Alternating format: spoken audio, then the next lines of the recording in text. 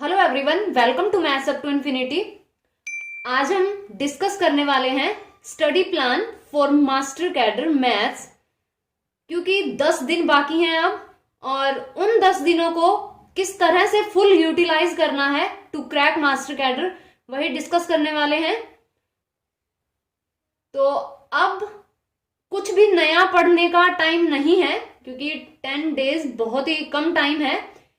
ये सिर्फ रिवीजन का टाइम है। तो नया पढ़ने का तो अब जितना पढ़ना था आपने पढ़ लिया, और अब रिवीजन, अगर ये रिवीजन रह जाएगी तो पहले का पढ़ा हुआ फिर उसका बेनिफिट नहीं हो पाएगा।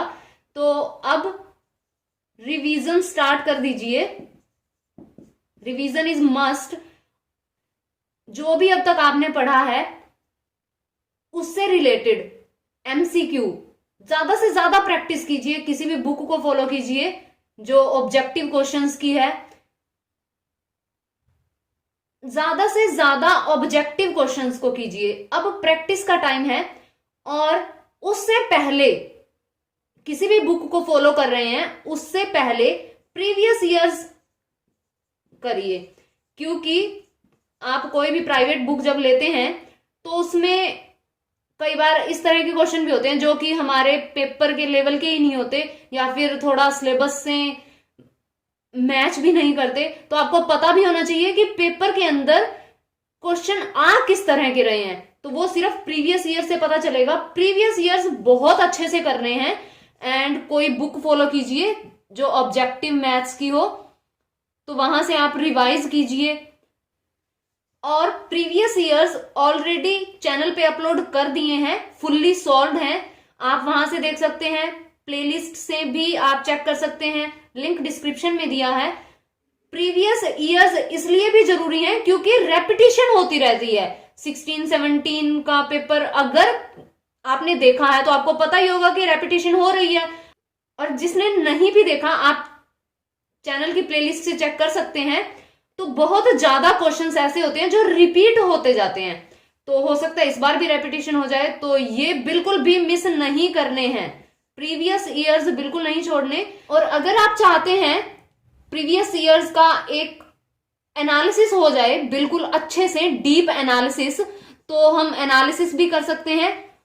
कमेंट सेक्शन में कमेंट कर दीजिए कि प्रीवियस ईयर्स का एनालिसिस आगे करना है। क्योंकि अब तक जो इंपॉर्टेंट चैप्टर्स थे, इंपॉर्टेंट टॉपिक्स थे, उनके एमसीक्यू जो ज्यादा वेटेज के साथ आते हैं टॉपिक्स, उनके एमसीक्यू की क्लासेस चल रही थी।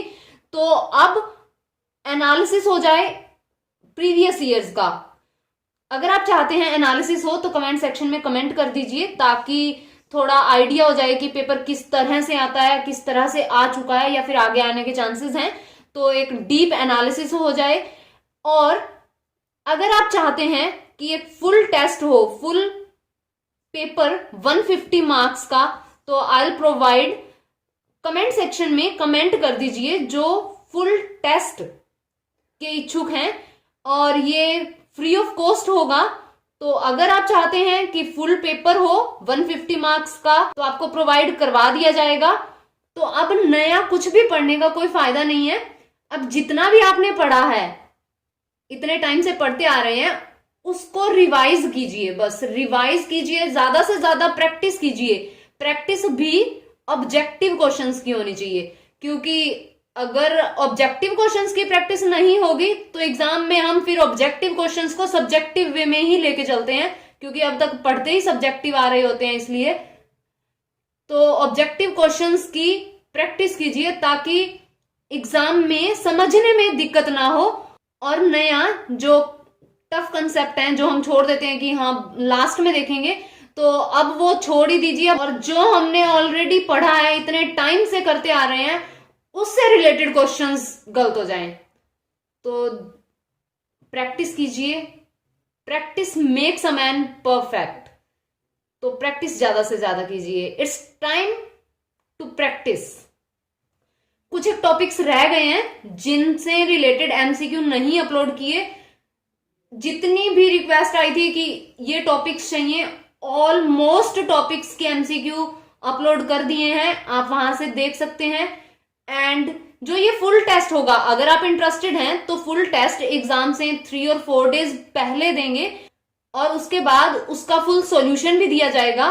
तो अगर आप इंटरेस्टेड हैं तो कमेंट सेक्शन में कमेंट कीजिए। एनालिसिस चाहिए तो उसके लिए भी कमेंट कीजिए।